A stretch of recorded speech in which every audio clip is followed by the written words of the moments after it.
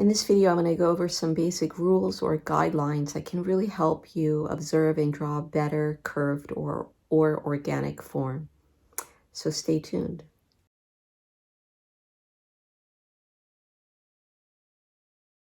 So if we wanted to kind of dissect the shape of a curve, know that there's perhaps an infinite number or variation to curves. What's helpful sometimes, though, is to think about a curve as having a high point, an apex, where it's most high. I think that's a really good thing to consider. Let's say I'm drawing a simple vase.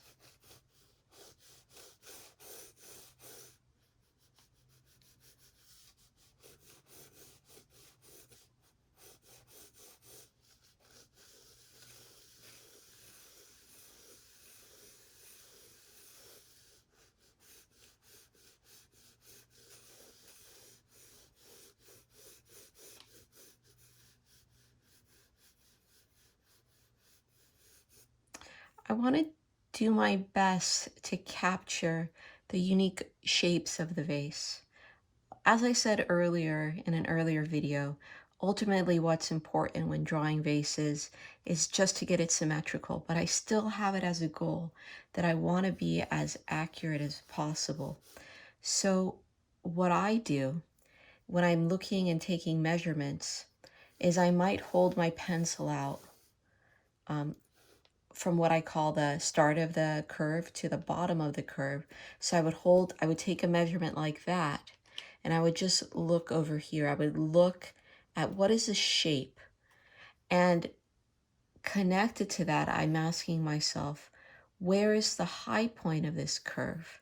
So I'm just looking at where is this curve most high? And then I can examine this side of the curve. Is it super round, or is it more long and lean like this side? So I'm asking and comparing this half to that portion. So that's another good area where we can dissect or begin to question what we're seeing a little bit more. This is important because if we mean to draw this, where the curve is at the high point, if that's what we were actually seeing, it's not the best to then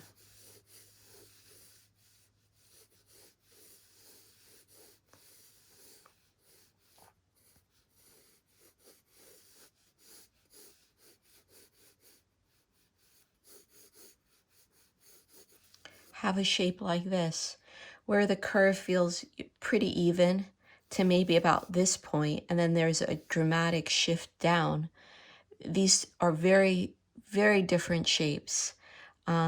Usually, if you're a still life drawer or painter, you're selecting objects there because there's some kind of beauty you feel towards them. And shapes are a big part of what we sense is beautiful in objects. So we want to respect these curves. We want to do our best to capture what we're seeing.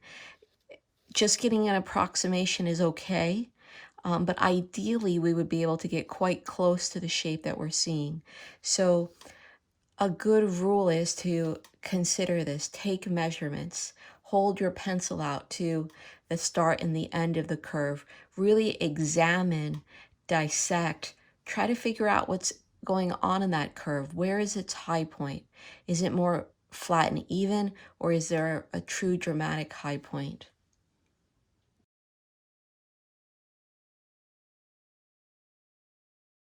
The second rule I'm going to go over with you guys is variety of curvature. When you're drawing curved forms, you really want to be looking for how is this curve unique from that curve? How is this slightly different than that? If you don't do this, if you repeat, so repetition is the opposite of variety. So if you have a lot of repetition of your curves, it's going to look very stylized. So if we look at So here's a top and bottom axis line.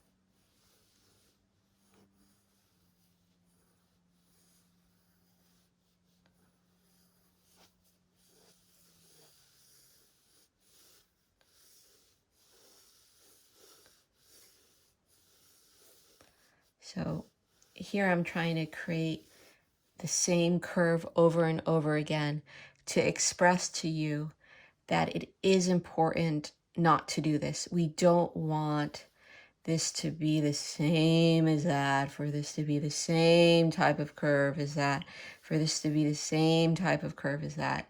This is boring. This is similar to when you're listening to someone give a speech. If the person speaks in a very monotone voice through the whole section of a conversation, never influxing or, creating high levels, lower levels, contrast in how they speak, it can be super boring. So in a similar way, when we draw, we want to have a lot of variation to our curves. So we should be actively looking, how is this different than that? So I'm going to give you an example here.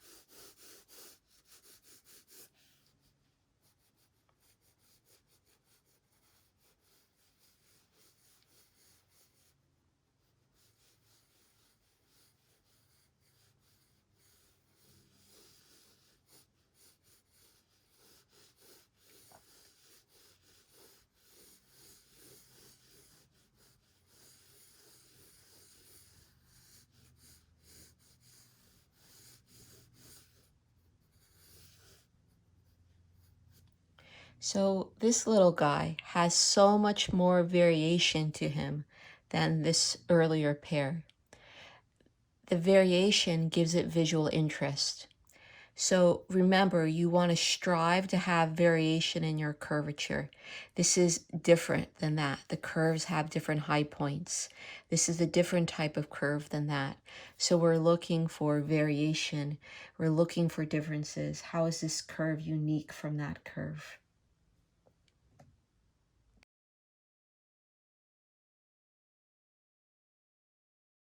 Another important rule is to look for overlaps.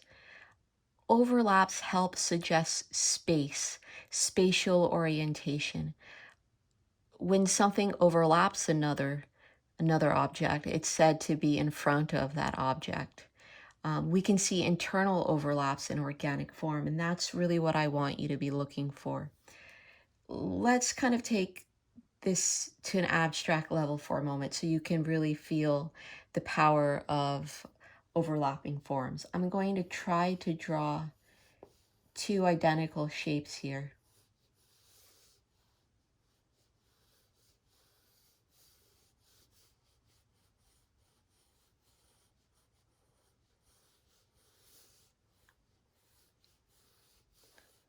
Maybe not perfect, but close enough, right? And I'm only going to, I'm going to show you now what happens when we play with overlap.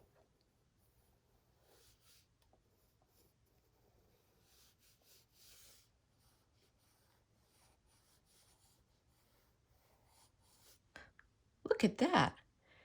Those two shapes that were so similar a moment ago now say two different things entirely. This one says, hey, this part is on top of that. This says this part is on top of that. So spatially, they read very differently, only with the use of line. I know I got overly excited there, started filling it in. But just with the use of line, so much spatial information can be communicated. That's really the power of overlap.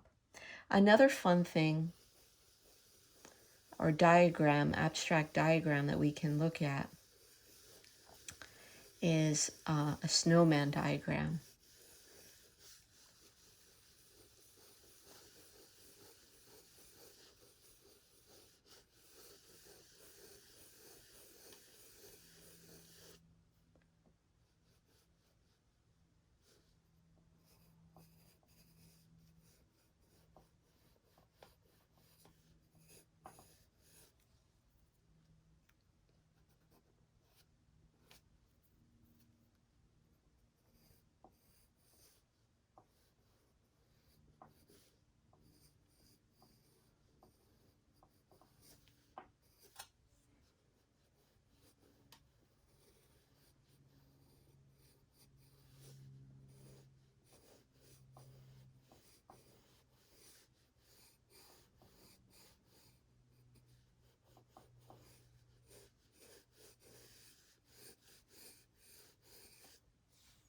look at how that dramatically reads different.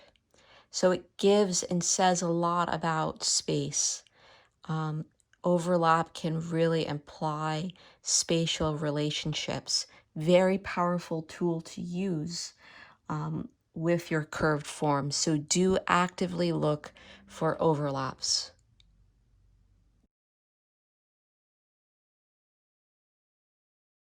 The next important rule I want to talk to you about is concave versus convex.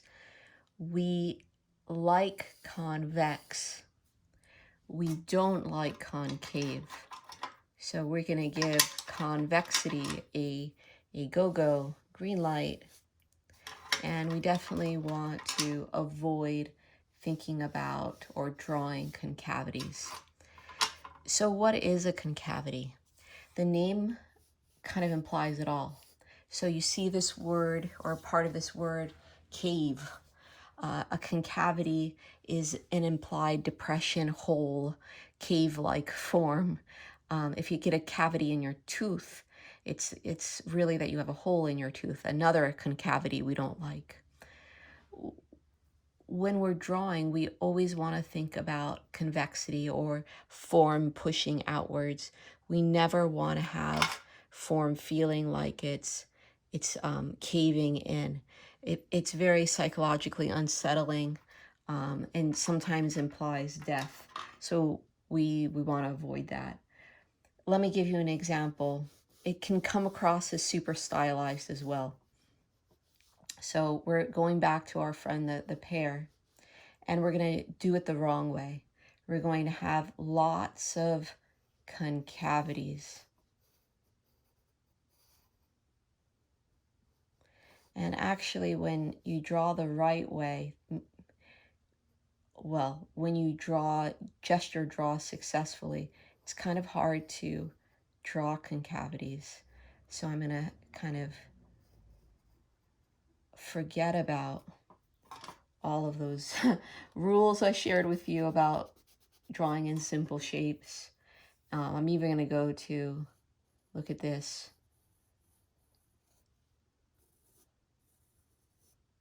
The wrong way of holding my pencil just to prove a point.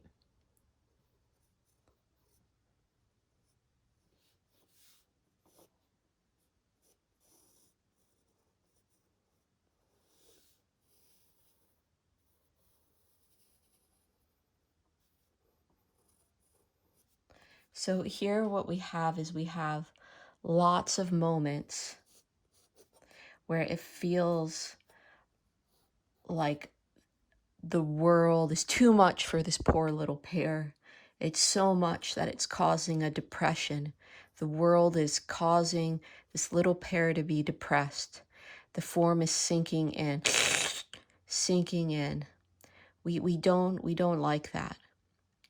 Instead, we want to think about form expanding, not being so tiny, so vulnerable that it's going to collapse. So we want to avoid that. Let's erase one side and have an area or have one side where we're doing the opposite.